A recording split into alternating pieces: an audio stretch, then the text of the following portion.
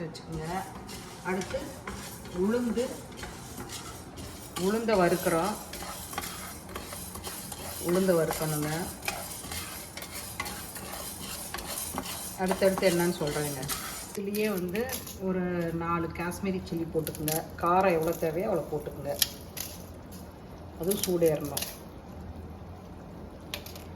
சூடேறினா அரைக்கிறதுக்கு நல்லாயிருக்கும் உங்களுக்கு.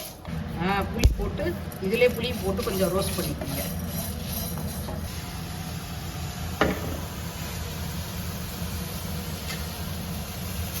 அடுத்து புதினாவை போட்டு அரைக்கிங்க. தண்ணி இருந்ததுன்னா கொஞ்சம் தண்ணி நல்லா வத்தட்டுங்க. தண்ணி எல்லாம் நல்லா வத்துனதுக்கு அப்புறமா எண்ணெய் ஊற்றுங்க. எண்ணெய் ஊற்றி வைக்கலாம். தண்ணி இருந்ததுன்னா கெட்டு போயிடுங்க. தண்ணி இல்லாமல் நல்லா வதக்கிக்கலாம். நல்லா வதக்கிக்குங்க. முதல்ல மிக்சியில் போட்டு அரைச்சிக்குங்க. இது நம்ம என்ன உளுந்து வறுத்துருக்குறோம், மிளகா வறுத்துருக்குறோம், புளி எல்லாமே ஒன்றா போட்டு வறுத்துருக்கோம். இதில் வந்து பெருங்காயத்தூள் கொஞ்சம் போட்டுக்குங்க.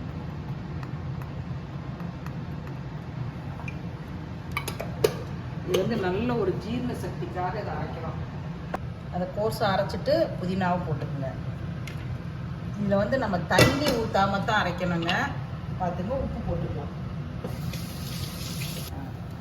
பாருங்கள், இந்த மாதிரி உருண்டை பிடிச்சி தண்ணி ஊற்றாமல் அரைக்கணும். தண்ணி ஊற்றாமல் அரைச்சி நீங்கள் வேணால் நல்லெண்ணெய் கூட கொஞ்சம் ஊற்றி அரைச்சிக்குங்க.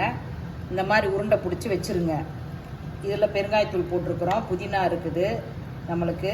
இதெல்லாம் ரொம்ப ஜீரண சக்திக்கு நல்லாயிருக்கும். டெய்லி வந்து நீங்கள் ஒரு 2 உருண்டை எடுத்து சாப்பாட்டில், சுடு சாப்பாட்டில் போட்டு நல்லெண்ணெய் ஊற்றி பிசைஞ்சு சாப்பிடுங்க.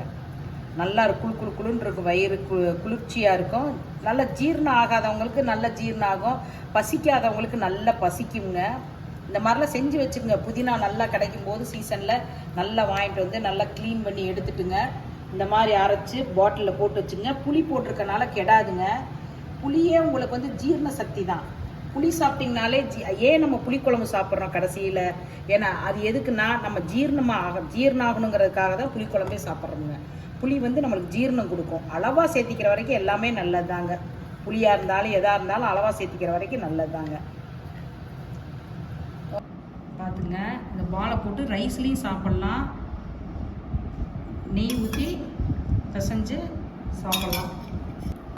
ஏன்னா நல்லா ஜீரண சக்தி கொடுக்குங்க. சாப்பிட்டிங்கன்னா ரொம்ப நல்லா டேஸ்ட்டாக நல்லா இருக்குங்க. இது சாப்பிடுங்க. இது கொஞ்சம் ரைஸில் முதல்ல சாப்பிட்டு அப்புறமா நீங்கள் குழம்பு, ரசம் எது வேணால் ஊற்றி சாப்பிடுங்க.